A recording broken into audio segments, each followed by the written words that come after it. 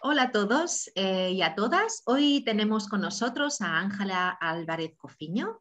Ella es maestra de inglés y doctora en filología inglesa y ha formado a profesores por toda España durante muchos años, además de publicar varios artículos y capítulos de libros. Trabaja como consultora y autora de materiales para Oxford University Press. Actualmente trabaja en el CP bilingüe Ventanielles, en Oviedo, Asturias, y es profesora de la Facultad de Lenguas y Educación de la Universidad Nebrija, en Madrid.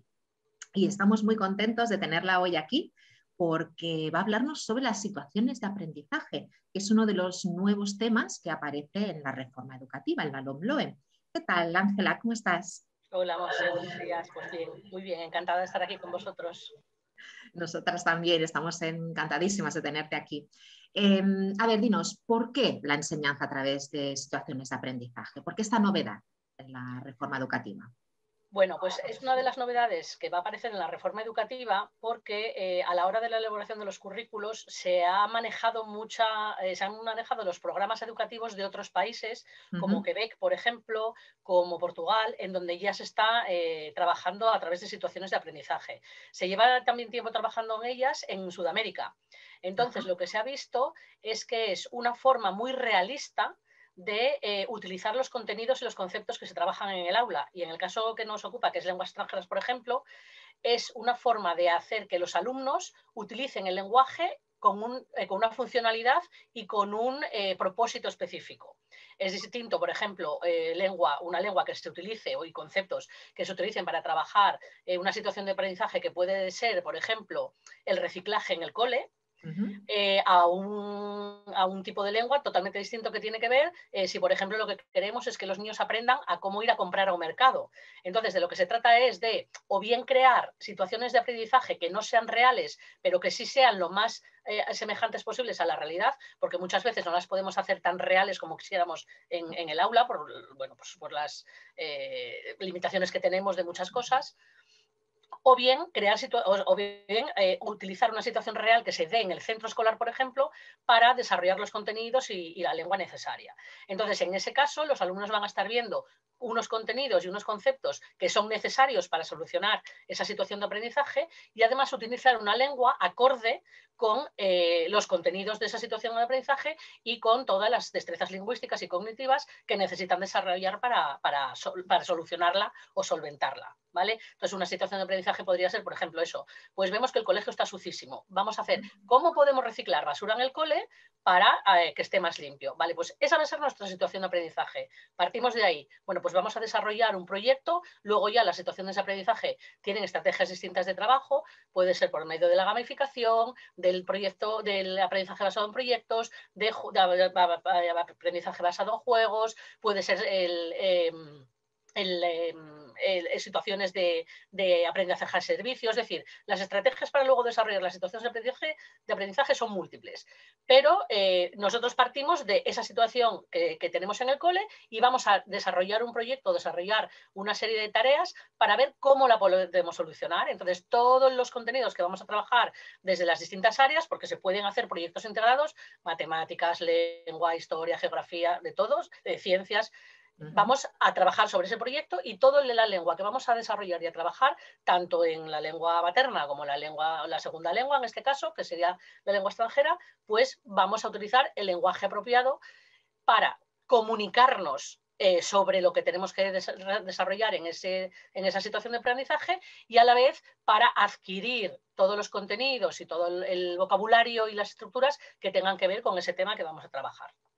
Hablabas sobre aprendizaje por proyectos, por ejemplo. ¿Utilizar situaciones de aprendizaje supone un cambio metodológico también en las aulas? Bueno, esta va a ser la revolución que va a traer la nueva LOMLOE. El cambio metodológico va a ser de 180 grados, porque las situaciones de aprendizaje se van a dar en todas las áreas, en principio, ¿vale? Eso es que está recogido en la LOMLOE. Claro que supone un cambio metodológico porque va a suponer utilizar muchas estrategias diferentes, lingüísticas, cognitivas y muchos recursos diferentes. Es decir, aunque tengamos un libro de texto base, sí que después va a haber que completarlo con mucho material complementario, con mucha investigación y eso va a requerir por parte del profesorado que estén vamos a decir, no que den un paso atrás en cuanto a que las clases sean más tradicionales, pero sí que van a tener que dar un paso atrás en el sentido de que van a tener que dejar que sean muchos los alumnos los que lleven el peso de la clase. Es decir, el profesor va a tener que ser un guía, va a ser el que les guíe en su aprendizaje, va a tener que buscar materiales junto con los alumnos también, por supuesto, pero cuanto más pequeños sean los alumnos, porque las situaciones de aprendizaje se van a dar ya desde primero de primaria, van a tener que ser más guiadas, con lo cual los profes van a tener que buscar recursos para darles a los alumnos. Pero van a ser los facilitadores de esos recursos y los facilitadores de la lengua en el aula. Pero son los alumnos los que tienen que ir construyendo y los que tienen que ir buscando esas soluciones para solucionar o desarrollar la situación de aprendizaje concreta. Entonces sí que va a suponer un cambio metodológico en el sentido de que las sesiones de trabajo van a tener que ser mucho más dinámicas, van a tener que ser mucho, como decimos en inglés, hands-on, muy experimentales, muy manipulativas, donde manejen mucha cantidad de información, en donde también las nuevas tecnologías van a jugar un papel importante porque va a haber que hacer búsqueda de recursos, de ideas, de información, pero sobre todo muy centradas en que son los alumnos los que tienen que resolver la situación de aprendizaje. Es decir, el profe en este caso ya no les vamos a poder dar la solución, porque además una situación de aprendizaje puede tener soluciones diversas. No hay una única solución. Y lo importante en la situación de aprendizaje, igual que en el aprendizaje por proyectos, es todo el proceso de desarrollo para llegar a esa solución, no la solución en sí, porque soluciones va a haber muchas, tantas incluso podría haber como niños o como alumnos tengamos en el aula, porque cada uno puede dar su punto de vista, su visión, etcétera. Pero lo importante es todo el proceso de adquisición de habilidades cognitivas y lingüísticas a lo largo del desarrollo de toda la situación de aprendizaje. Claro, siendo siempre el alumnado el centro del aprendizaje y un elemento activo dentro en este caso, las situaciones de aprendizaje. Exactamente. Y luego lo que decía, que el profe tiene que aprender a ser el guía, no el transmisor de conocimientos, porque en este caso tampoco se van a poner a transmitir conocimientos como tradicionalmente se hacen, porque muchos conocimientos se van a ir adquiriendo a la vez que la situación de aprendizaje se va resolviendo. Claro. Entonces, ¿tú crees que se necesita formación específica para trabajar a través de situaciones de aprendizaje, vistos todos estos cambios, esta revolución que nos estabas indicando? Bueno, yo precisamente es una de las cosas que en las conversaciones que teníamos a la hora de la elaboración del currículo insistí muchísimo.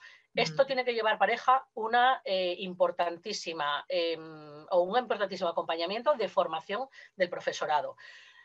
No porque el profesorado no esté bien formado a nivel de contenido, sino porque va a implicar un cambio metodológico muy importante. Y puede haber profesores que estén, bueno, pues más familiarizados con un tipo de estrategia, tipo el aprendizaje basado por proyectos, pero no en el aprendizaje servicio, no en el aprendizaje cooperativo, no en la gamificación. Entonces, cuanta más formación se les ofrezca a los profesores y más amplio abanico tengan de estrategias para utilizar, mucho más enriquecedor va a ser el trabajo de situaciones, de situaciones de aprendizaje, porque van a poder utilizar además varias estrategias para solucionarlas. Es decir, yo puedo desarrollar una situación de aprendizaje basándome en proyectos, pero a la vez meter cosas de gamificación, cosas de aprendizaje colaborativo, cooperativo, cosas de aprendizaje de servicio. Es decir, no tenemos tampoco que centrarnos solo en una estrategia, podemos utilizar varias, con lo cual cuanto más esté formado el profesorado en ese sentido, mejor.